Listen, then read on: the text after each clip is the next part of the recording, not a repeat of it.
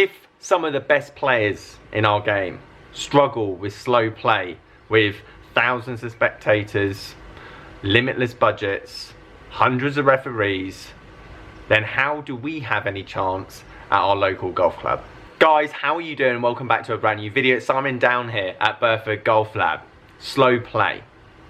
I want to talk about on the professional level, I want to talk about what Brooks said, I want to talk about what Rory said. However, I always want to get your thoughts as well in terms of the amateur side, because there's one thing clear that I can guarantee in the comment section down below, is that no one likes slow play. However, that being said, if no one likes it, why do we still have it? What causes it? How can we get rid of it? Let's get into what Brooks said. Massive shout out to golfweek.com is where I read this article, and if you want to go and read the full article, then please feel free to do so. I'll leave a link down below. I get that you can take a long time for your thought process, but once you've done your thinking about it, just go. What else is there to do? It's just gotten out of hand. It seems now that there are so many sports psychologists and everybody telling everybody that they can't hit it until they are ready and they have fully processed everything. Here's what I agree completely with Brooks, and before I get into what Rory said, sports psychology, massively important. Being in the shot, being in the moment, positive thinking, correct. However, people see this. They see how long professionals are taking, and then this is how it affects our game, because it's not the bad players that I've known in the past that are slow players. If you play off 20 to 28, you're some of the fastest golfers I've ever played with. More or less because you don't want to be holding anyone up. It's the better players. Your single figures to 10 single digit handicappers and below that are the main problem. Take so long over a putt. Take so long over the golf ball. Going through all this thought process because they read a Bob Rotella book. Now, I'm not saying it's a bad thing, but what Brooks said, like you should do all of that once you get to your ball. Once you got to your ball, hit the thing. So then we go on to what Rory has to think about the matter. For me, I think the guys that are slow are the guys that get too many chances before they are penalised. So it should be a warning, then a shot. It should be you put on the clock and that is your warning, and then if you get a bad time while on the clock, it's a shot. It will stamp it out right away. Now both Rory and Brooks, and I imagine majority of the faster players, let's say on tour, are saying at the end of the day, penalise me if I do it wrong, and that's easier said than done. But this is why I think we have the problem on the tour level, and then also with our own games at our own golf clubs. People are scared of penalising people. So if you're a referee, you're a marshal, whatever it is, you put someone on the clock, you then have to go up to that player and go, you've taken too long, I'm adding a shot. Essentially, that shot is only one shot. That's going to affect their game more than anything else, because all of a sudden they've got a shot out of nowhere. You're basically probably writing off the rest of their round. It's exactly the same as if you're playing with your mate or you're playing in a competition with someone that you don't know. How can you penalise that person? Even if your local golf club had a ruling that if you're taking too long, how does that marshal go around and go, I am now the deciding factor that you are now going to get a shot, and I'm going to make you so angry that the rest of your round is probably going to be a write-off.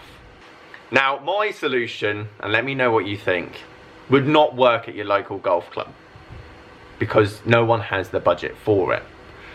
However, for the tour level, every sport in the world now has eye in the sky, artificial intelligence, replays, rewatches, so that it takes the emotion out of it.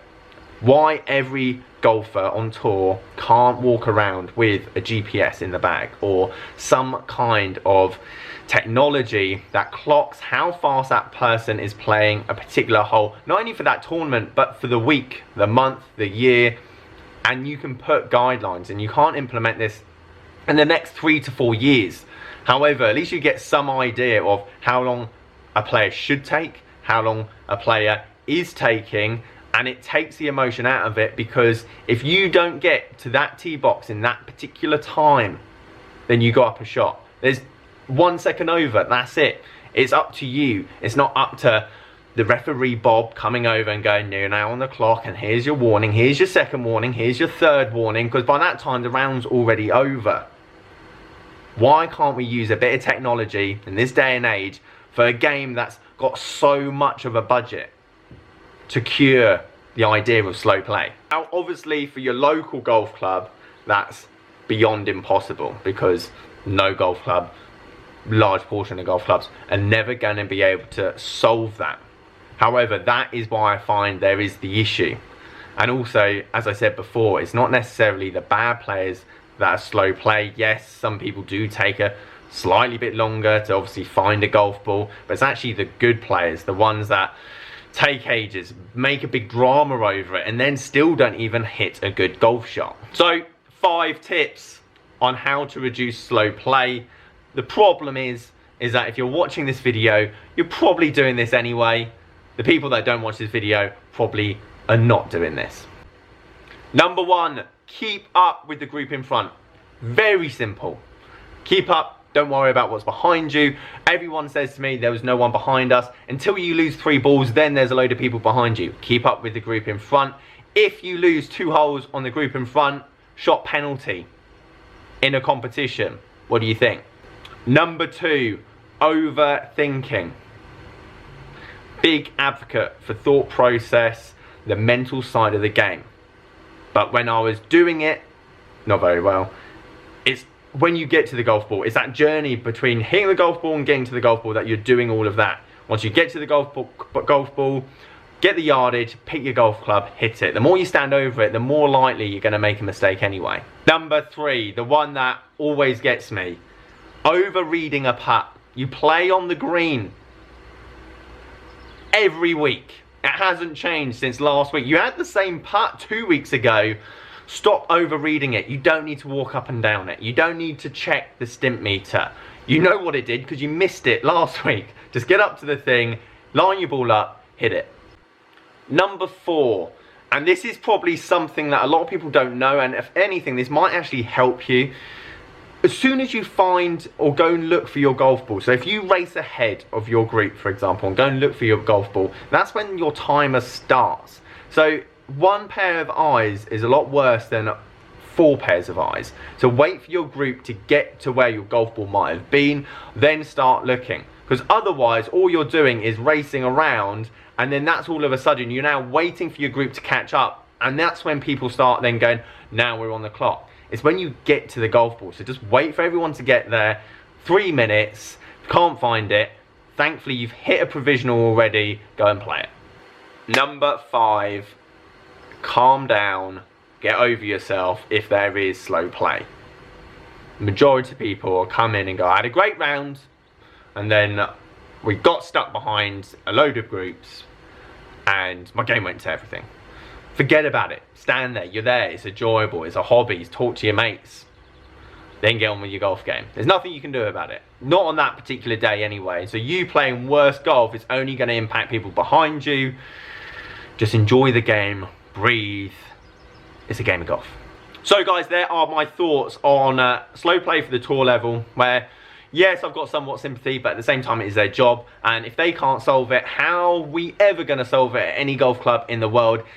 Don't get me wrong, golf's not a fast-paced game. If you got into this game for fast-paced action, it's the wrong sport. However, to make it more enjoyable, get more people into it, so you have quicker, faster rounds, then there is something that we need to do, and obviously we're going to be led by example with the people that are the epitome and best players in the world with endless amount of budget. If they can't do it, how can we? But at the same time, what can we do in the meantime?